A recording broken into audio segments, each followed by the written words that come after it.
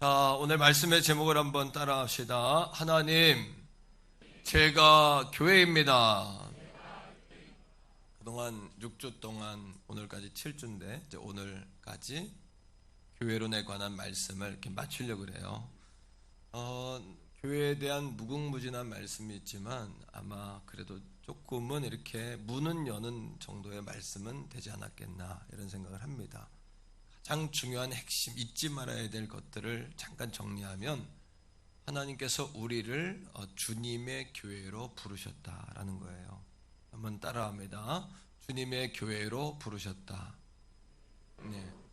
그럼 주님의 교회는 뭐냐? 두 가지입니다. 이 두 가지가 없으면 주님의 교회가 아닙니다. 첫째는 예수가 생명이어야 합니다. 우리 교회는 예수가 생명이어야 합니다. 두 번째는 우리 교회는 성령이 동력이어야 합니다. 이 두 가지. 이거는 타협할 수 없는 진리예요.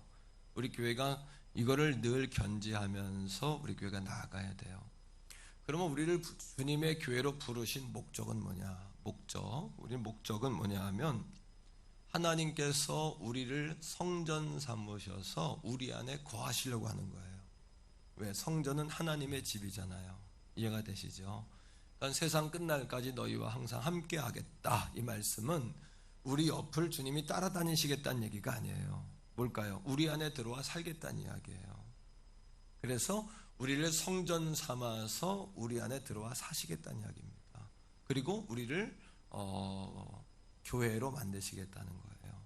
성전 삼은 우리를 교회로 부르셔서 에클레시아입니다. 목적을 가지고 불렀어요.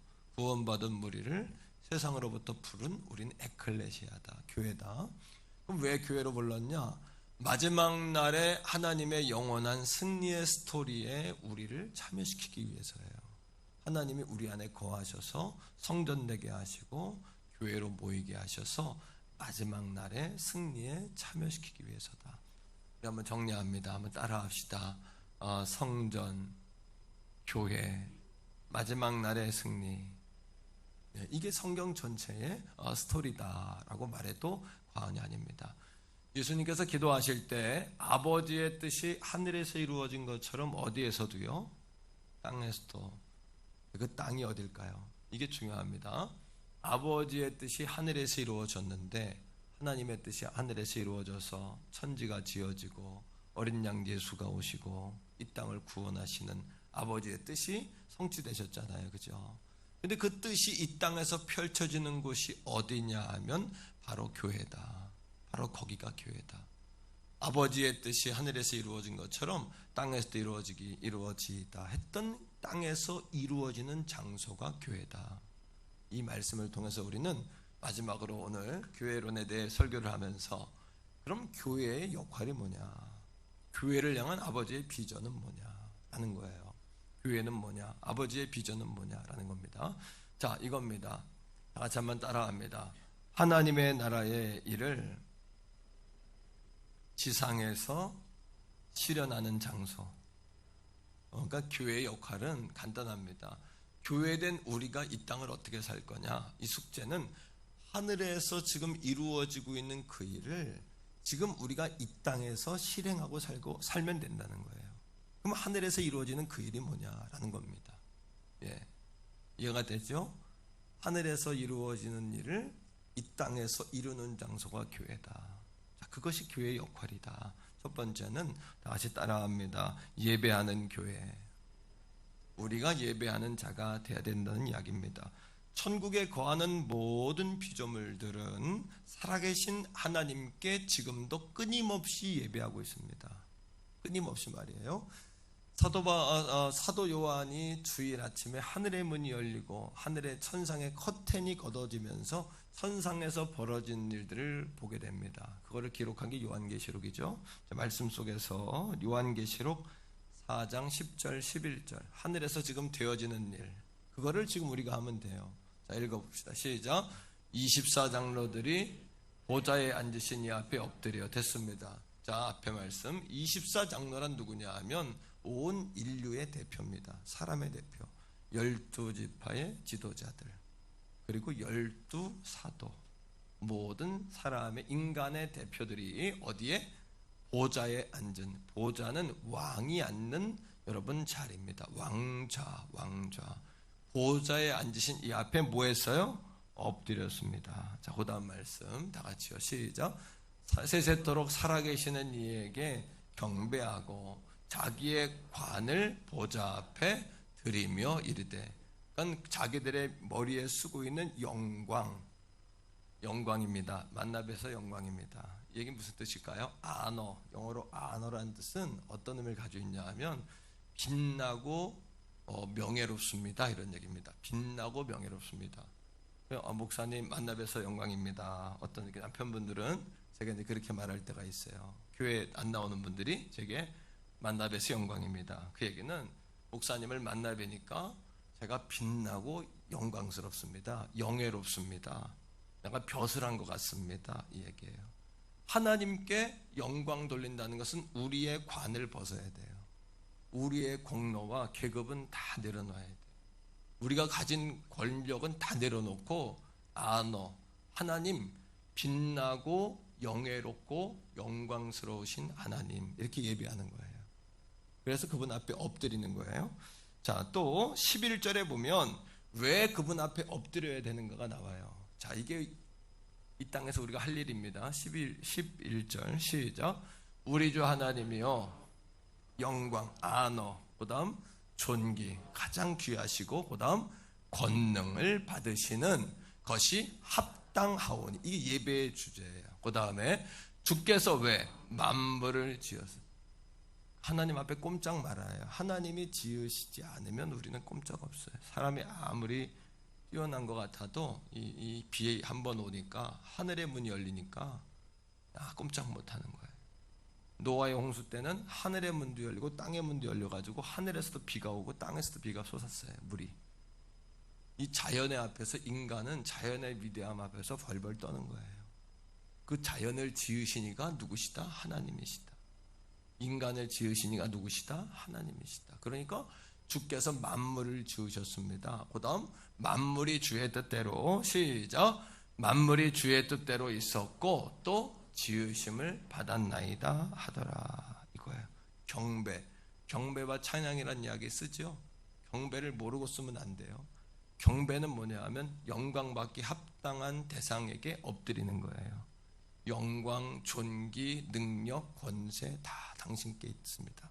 내 머리에 관을 벗고, 이게 예배다. 자, 두 번째, 이사야 선지자가 우스지야 왕이 죽던 그 해에 하늘의 문이 열리고 영적 눈이 열려요. 그래서 하늘의 비밀을 보는 거예요. 하나님의 형상을 봤는데, 하나님의 형상은 얼굴을 볼 수 없었지만 그분의 영광이, 옷자락이 성전에 가득했다.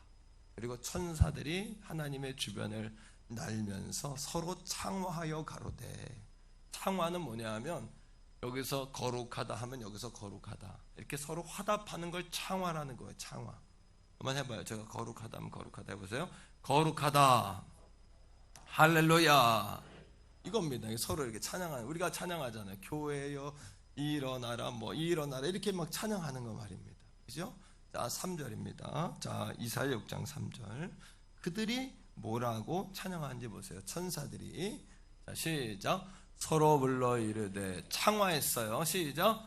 거룩하다, 거룩하다, 거룩하다, 만군의 여호와여, 그의 안어가 온 땅에 충만하도다 하더라. 그분의 영광, 빛나고 높은 보좌, 빛나고 영화로운 그분의 실체가 온 땅에 가득하더라.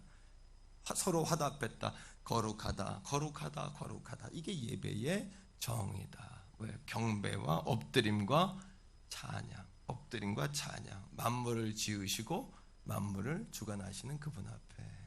또 한 가지, 우리가 이렇게 예배, 경배와 찬양뿐만 아니라 우리의 생활을 통해서 예배를 해야 돼요. 우리가 모이는 교회일 뿐 아니라 흩어지는 교회로서 이제는 생활 예배를 드려야 돼요. 자, 로마서 여러분 12장 1절 다 같이요. 시작. 그러므로 형제들아, 내가 하나님의 모든 자비하심으로 너희를 권한다. 너희 몸을 하나님이 기뻐하시는 거룩한 산 제물로 드리라. 이는 너희가 드릴 영적 예배니라. 이건 뭡니까? 우리의 몸을 하나님께 산 제물로 드리는 영적 예배를 늘 드리는 삶. 세상에 나가서도, 오늘 밖에 나가서도 나는 제물이다, 이런 마음. 주님께 드려졌다. 나는 구별됐다. 나는 구별됐다. 따라합니다. 제물이다. 구별됐다. 드려졌다. 자, 그러면 이 영적 제사 생활 예배는 어떻게 드리는 거냐? 자, 12장 2절에 그 해설이 나와요. 자, 어떻게 드리냐? 자, 읽어봅시다. 시작. 너희는 이 시대를 본받지 않는 거예요. 그 다음에 오직 마음을 새롭게 함으로 변화를 받아 하나님이 선하시고 기뻐하시고 온전하신 뜻이 무엇인지를 분별하도록 하라. 늘 분별하면서 하나님이 기뻐하는 거, 선한 거 늘 분별하면서 사는 거예요. 교회의 역할은 하나님 나라에서 지금 되고 있는 일을, 하나님의 뜻을 이 땅에 이루는 게 교회 역할인데, 우리들이 그 일, 하나님을 예배하는 일을 일생하며 사는 거예요. 이게 교회 역할이다. 두 번째, 자, 교회 역할은 따라합니다. 그리스도를 높이는 교회. 자, 지금 천국에서는 천사들이 하나님을 높이실 뿐만 아니라 어린 양이신 예수 그리스도를 높이며 찬양합니다. 다 같이 요한계시록 15장 12절인데요. 다 같이 읽습니다. 시작. 큰 음성으로 이르되 죽임당하신 어린 양은 능력과 부와 지혜와 힘과 존귀와 영광과 찬송을 받으시기에 합당하도다. 왜? 우리가 이 어린 양이신 예수 그리스도, 제물 대신 스스로 죽기까지 복종하신, 자기의 높은 보좌를 버리신 어린 양이신 예수 그리스도가 아니면 의로워질 자는 아무도 없어요. 오늘도 구약에 송아지나 양에게 안수를 해요. 제사 지내는 사람이 안수해요. 칼로 찔러 죽여요. 그리고 이거를 제사장에게 넘겨요. 제사장이 하는 게 아니라 제물을 가져온 사람이 하는 거예요. 레위기 1장에 보면 정확히 나와 있어요. 머리에 안수를 하는데, 안수할 때 뭐하냐, 이 과정은 도살을 하는 장면하고 똑같아요. 양이나 소를 잡는 도살 장면하고 똑같은데 뭐가 다르냐 하면 안수하는 한 가지만 달라요. 그 안수의 의미가 뭐냐 하면, 안수는 전가시킨다는 거예요. 전가. 내 죄를 양에게 전가시키고, 그래서 성경은 어떤 어린 양, 흠없는 어린 양을 데려라. 왜? 흠없음이 나에게 전가가 돼요. 전가는 뭐냐 하면, 내겐 그게 없는데 오늘 이 아침에 여러분들의 계좌에 예배드리고 가면 제가 100만 원씩 다 넣어줄 수도 있어요. 예, 아멘을 안 해서 안 넣어주려고 그래요. 이게 뭐냐면 인풋이라. 인카운터. 뭐냐면 여러분 안에다가 집어넣어주는 거예요. 우리는 의롭지 않아요. 우리 인생을 보면 의로운 자는 아무도 없어요.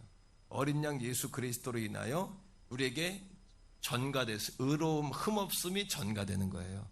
근데 신약 시대에 와서 예수님 십자가의 죽으심을 통해서 그 십자가의 은혜를 모아는 사람마다 이제는 예수님에게 안수할 수가 없잖아요. 어떻게 해요? 그 사실을 믿는 자마다 우리 안에 뭐가 들어와요?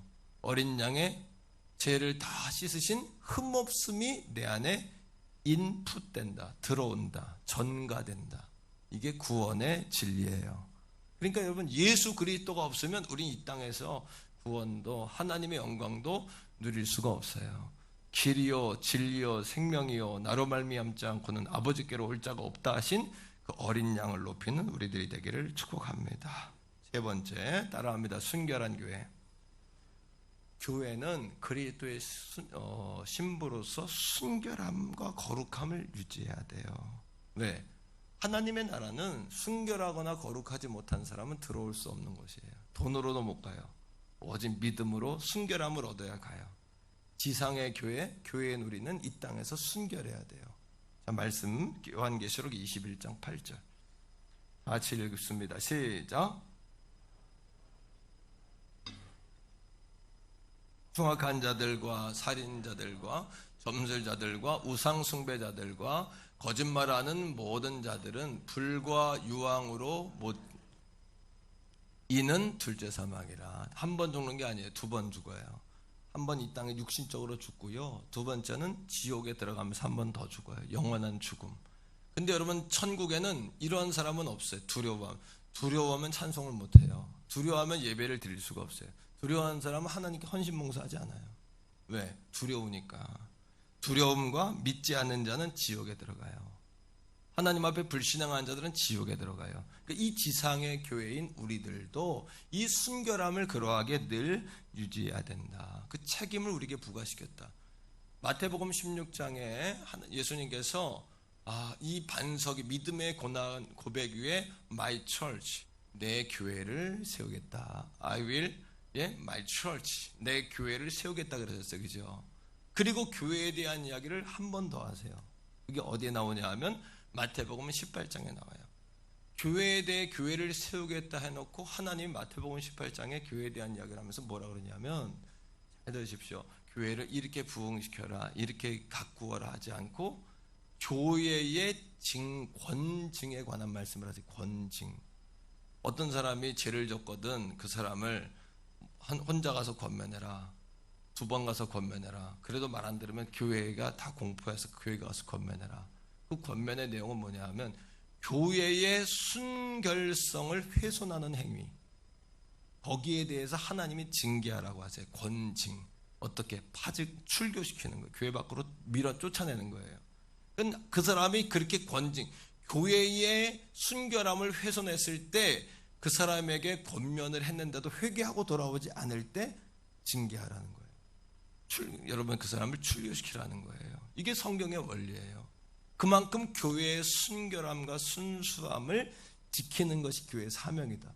근데 이 시대의 교회들이 성도들을 출교합니까? 안 합니까? 절대 못하죠. 왜? 주님의 교회가 아니라 사람의 교회가 되어버렸으니까. 하지만 정말 성경적인 주님의 교회는 교회의 순수함을 훼손시키는 행위에 대하여 권면했을 때 회개하지 않으면 출교할 수 있는 교회가 돼야 된다. 권징하는 교회.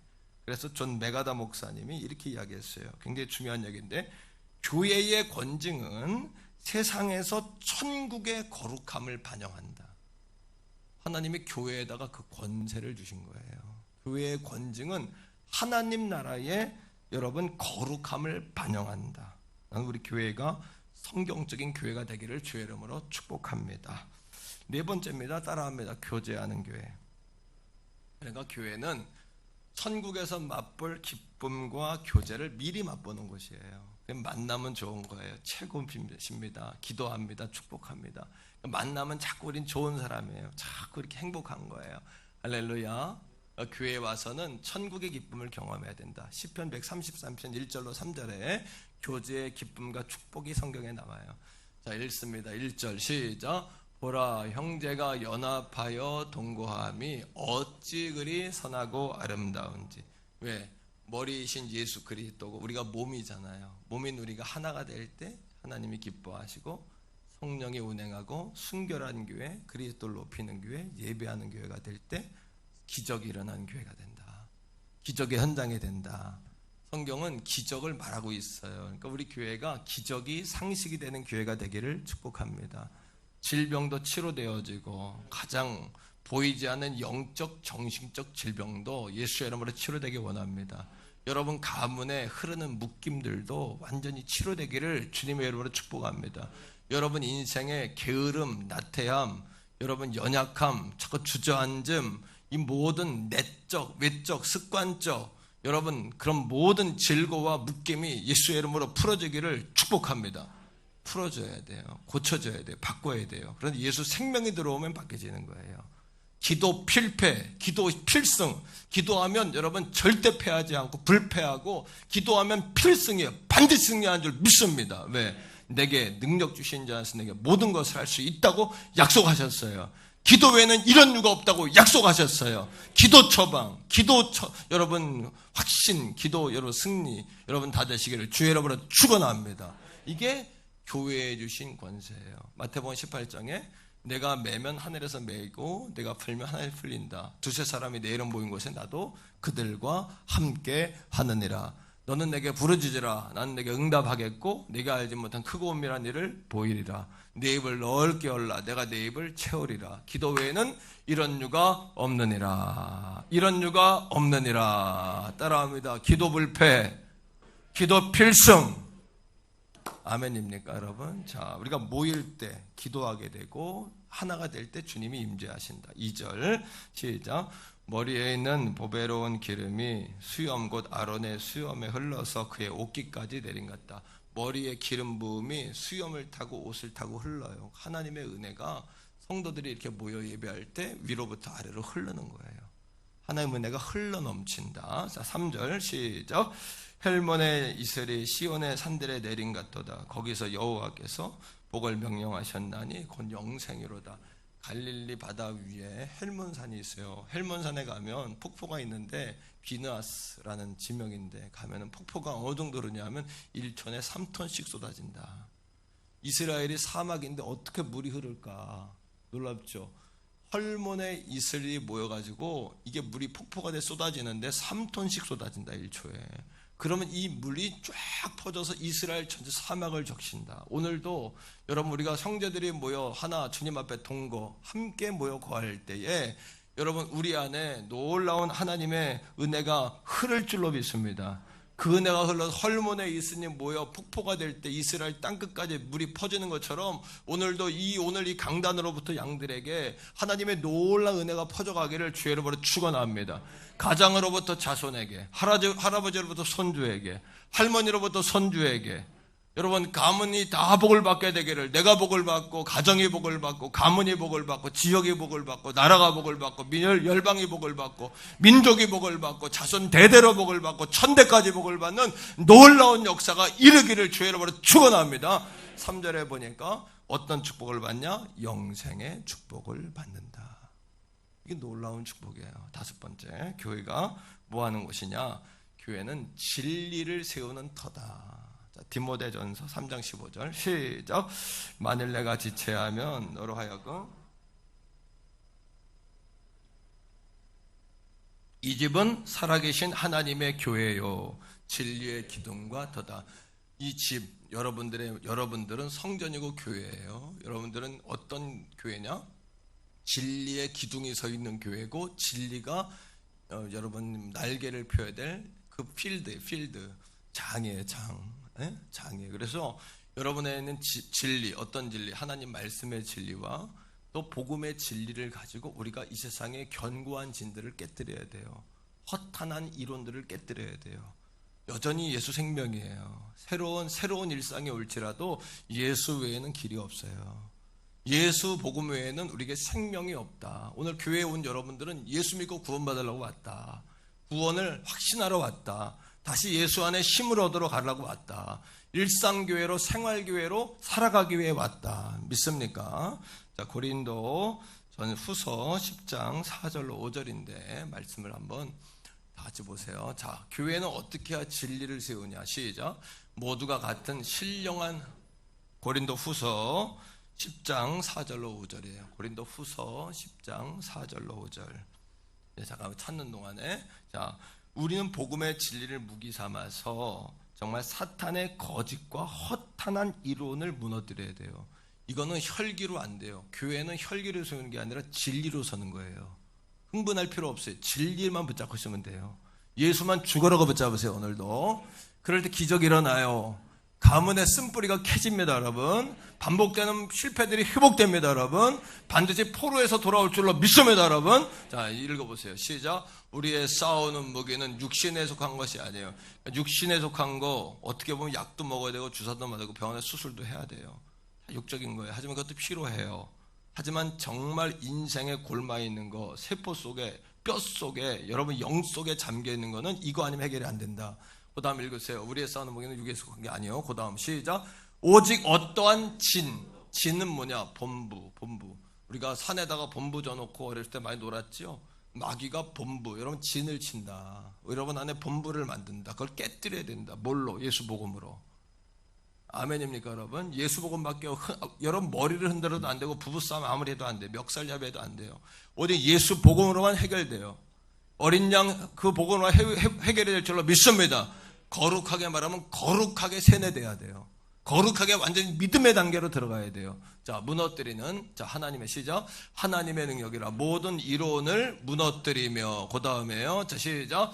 하나님의 아는 것을 대적하여 높아진 것을 다 무너뜨려.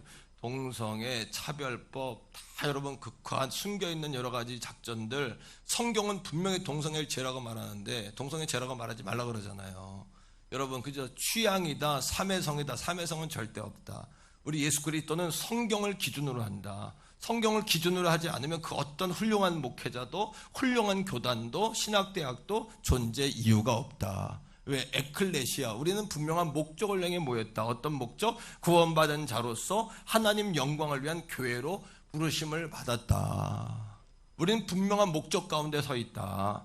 자, 무너뜨리고 모든 생각, 시작. 모든 생각을 사로잡아 그리스도에게 복종하게 하니. 할렐루야.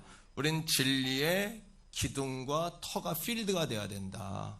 교회는 왜? 천국에서 그 일이 지금 진행되고 있다. 5가지 한번 꼽아봅시다. 첫째, 시작. 예배하는 교회, 그리스도를 높이는 교회, 순결한 교회, 교제하는 교회, 진리의 기둥과 터로서의 교회.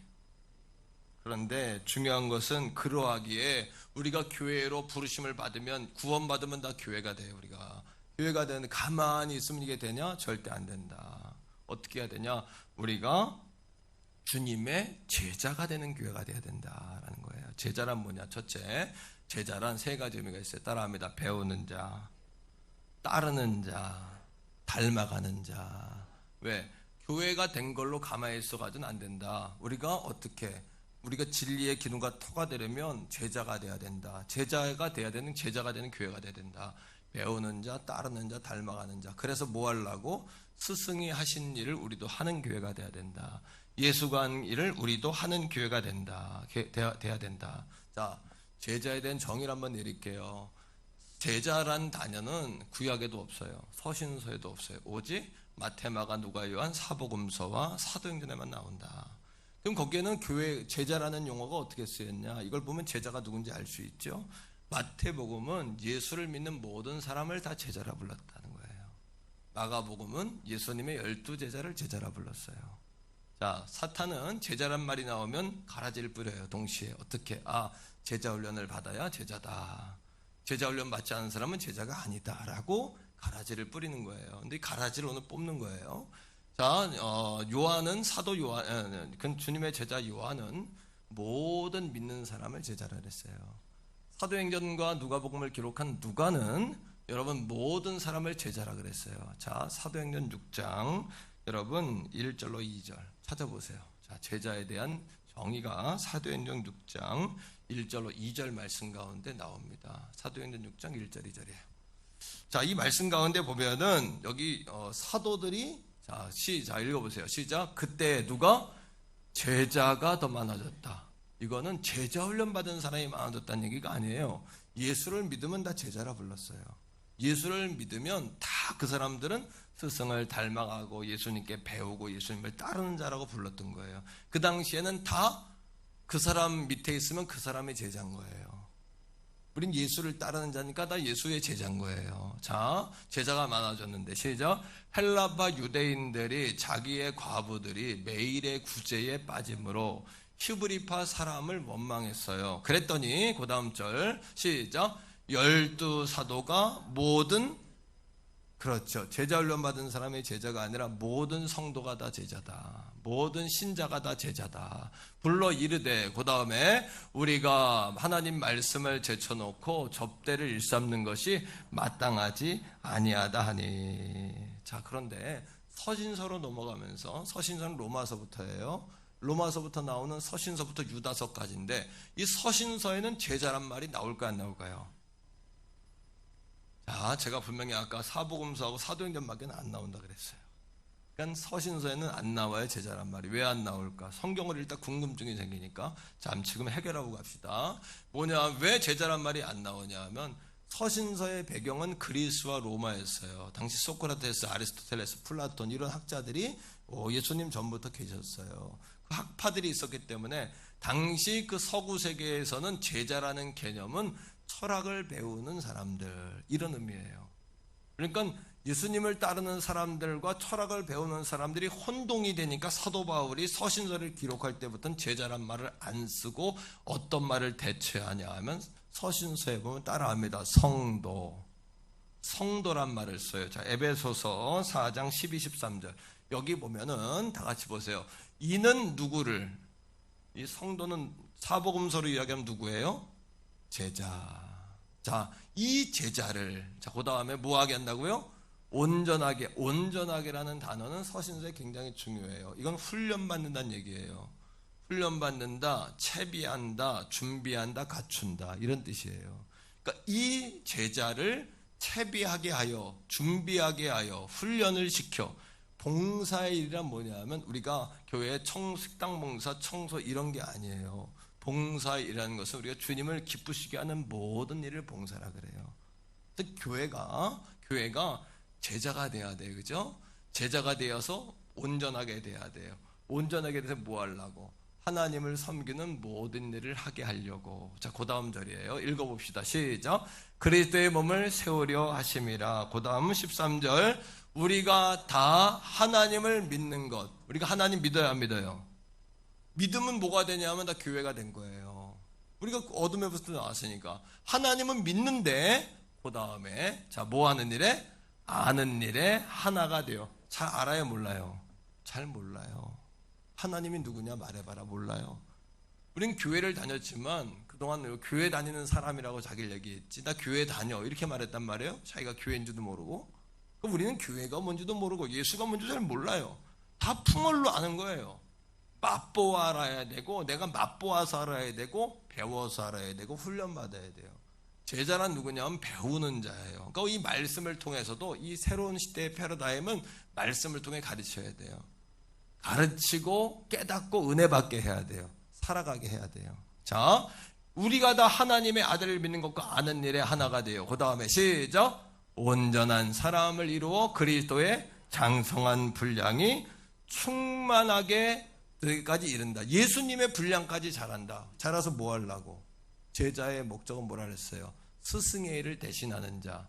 예수님의 일을 대신하는 교회. 어떤 일? 세 가지. 시작 따라합니다. 가르치는 일, 치료하는 일, 전파하는 일. 예수님의 3대 사역을 하는 교회. 이게 우리 교회의 사명이라는 거예요. 자, 가만히 있으면 교회가 된다? 천만에. 교회는 되지만 제자는 못 된다. 제자는 여러분 어떻게 해야 돼요? 아는 일에도 하나가 돼야 돼. 온전하게 돼야 된다. 그러하기에 훈련받아야 된다. 자, 질문. 그렇다면 이겁니다. 예수를 믿는 사람은 다 제자일까요? 아닐까요? 아직까지도 답 2부 예배는 쫙쫙 나왔어요. 답이 2부가 굉장히 똑똑한 것 같아서. 자, 한 번 더 물어볼게요. 예수를 믿는 사람은 다 제자입니까? 아닙니까? 네, 맞습니다. 예수님을 믿는 모든 사람은 제자예요. 이것에 대해서 옥하는 목사님이 자신의 책에서 제자훈련의 스승이라고 불렀던 자신의 윌킨스라는 목사님이 쓴 제자도의 길이라는 책이 있습니다. 자, 제자도 신학이라는 책에서 제자란 누구인지를 세 가지로 말했어요. 오늘 여기서 딱 끝내는 거예요. 제자란 누군가? 첫 번째 누구냐 하면 제자의 길은 모든 사람의 모든 그리스도인들에게 적용되는 길이다. 따라합니다. 제자의 길은 모든 그리스도인들에게 적용된다.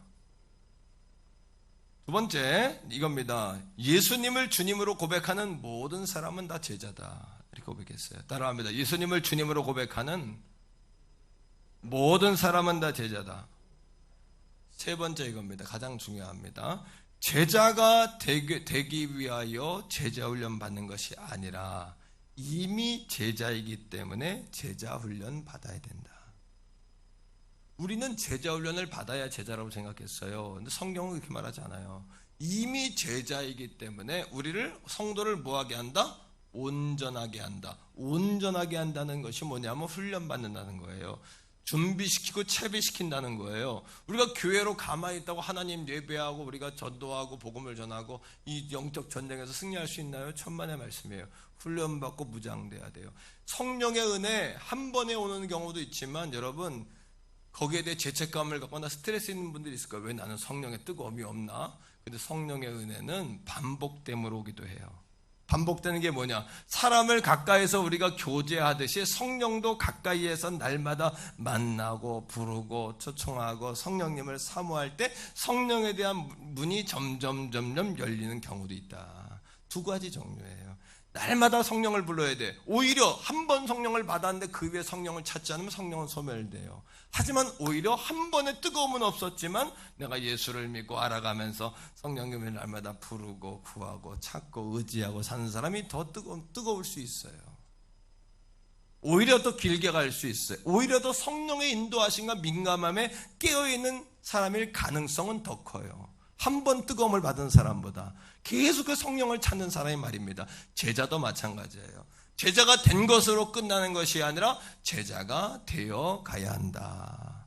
그렇다면 예수를 처음 믿은 초신자도 뭐요? 제자요. 그러면 제자 훈련을 받고 있는 기신자도 뭐요? 교회 리더도 뭐요? 목회자도 뭐요? 목회자도 제자다. 저도 제자다.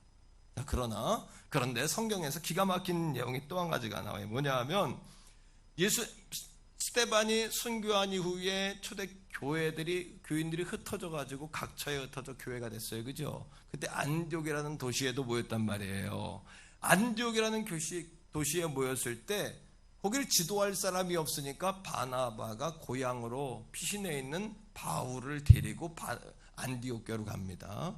그리고 거기서 1년 동안 가르칩니다. 자, 사도행전 11장 26절. 여기에 보면 제자, 교회, 성도와 또 다른 호칭이 나와요. 예수 믿는 우리에 대한. 다 같이 읽읍시다. 시작. 만남에 뭘 만나? 바울과 바나바 만났다는 얘기예요. 시작.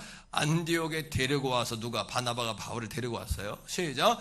교회에서 1년간 교회에서 모였다는 것은 뭐예요? 에클레시아.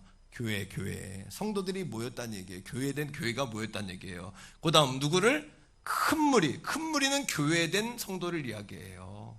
그들이 모였어요. 에클레시아 모였어요. 그들을 가르치니까 뭐가 됐어요?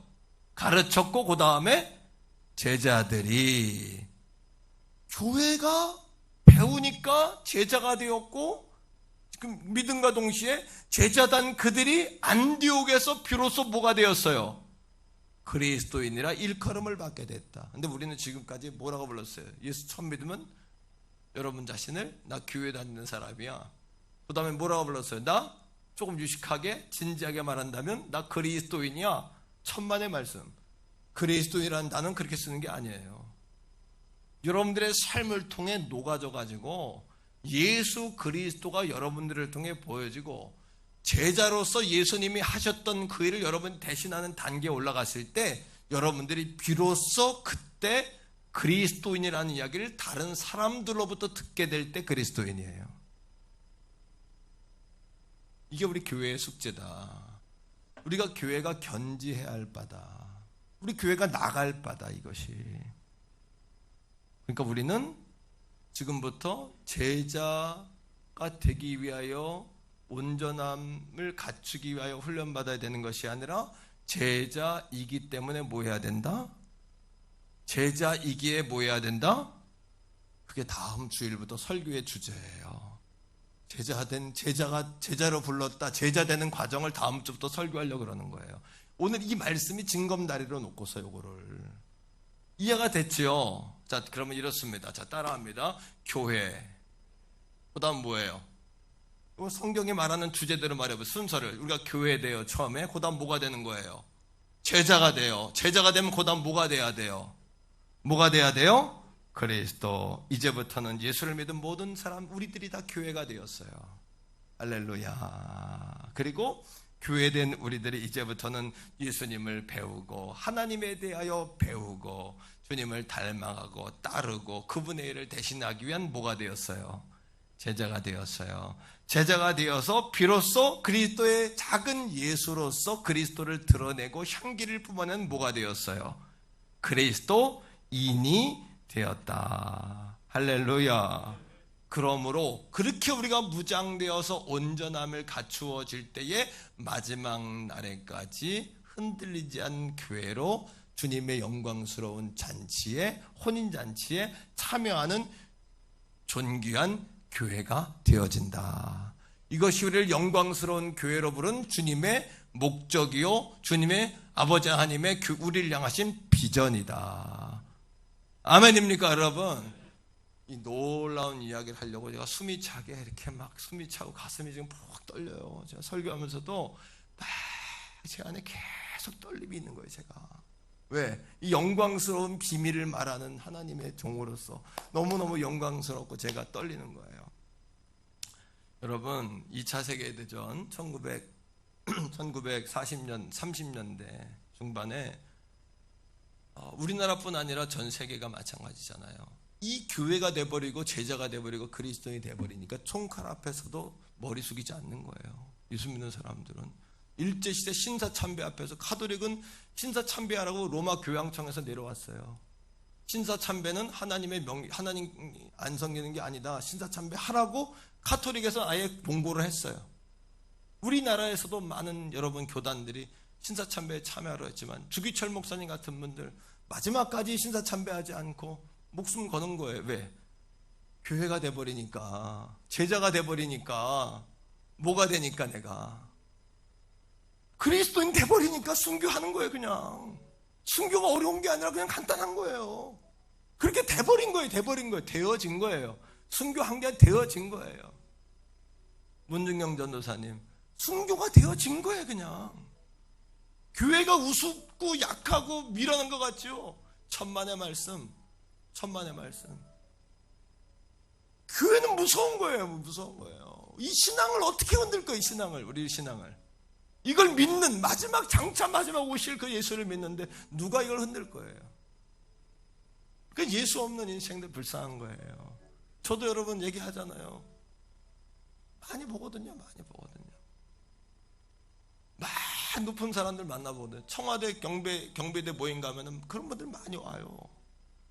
그 예수 없는 걸 예수 없으면 아무리 고상하고 똑똑하고 큰 차 끌고 여러분 있는 척해도 예수 없으면 다 썩어지고 그냥 지옥 가는 인생 아닙니까? 그거 1930년대 독일에 노벨 물리학상을 받은 아인슈타인이라는 박사가 젊어서 교회를 떠났어요. 교만해가지고 교회 그 약한 거, 교회 다니는 사람들 약하고 다 교회가 이래 이러면서 말입니다. 요즘 PD 수첩이나 이런 데 나오잖아요. 교회 뭐 했다. 그건 교회가 아닌 것들이 교회인 척 하니까 교회 말을 듣는 거지. 교회에 있는 흑점 가운데 하나지 여러분. 그게 교회입니까? 다 교회가 아니잖아요. 그런 교회가 다 아니잖아요. 우린 거기에 그냥 꽂혀가지고 그게 교회다 어쩌고 저쩌고 자기들이 교회인 것도 모르고. 여러분, 아인슈타인이 그래서 교회를 떠났어요. 1930년대 독일의 나치가 유럽을 잡으면서 히틀러가 수천만을 죽였잖아요. 그때 아인슈타인이 여러분 교회에 대한 선입견을 바꾸고 내가 하나님께 돌아가야 되겠다라고 깨달았다는 거예요.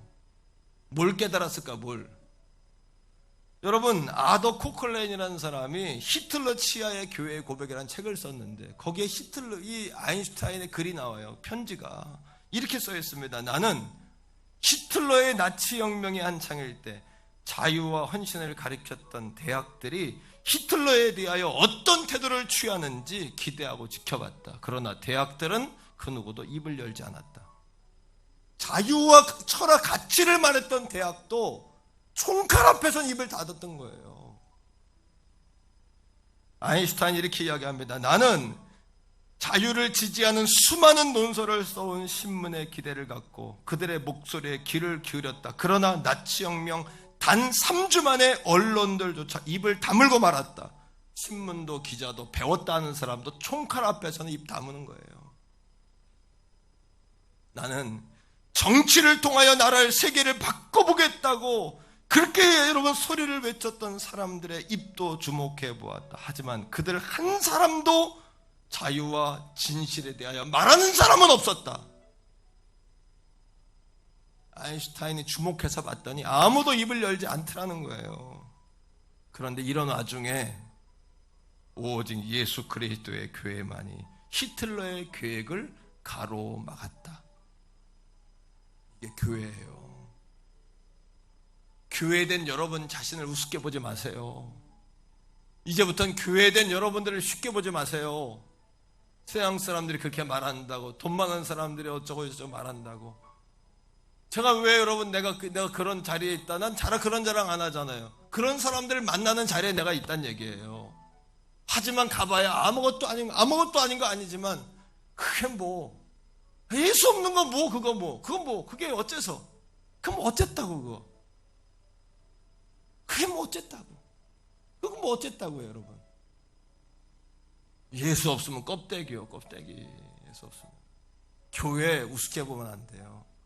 히틀러가 말할 때 여러분 이렇게 말해요. 한때 내가 무시했던 교회들이 입을 열고 생명을 걸어 히틀러의 계획에 반대했다. 이제 나는 교회에 대한 찬사를 아끼지 않는다라고 서슴없이 고백하는 바이다. 교회가 쓰러질 듯 하지만 결코 쓰러지지 않는 이유는 여러분 안에 예수 생명 고백이 있기 때문이에요. 우리가 그런 교회가 되려면 어떻게 해야 돼요? 제자가 돼야 되고 그리스도인이 돼야 돼요. 우리가 제자요 그리스도인이 돼야 돼요.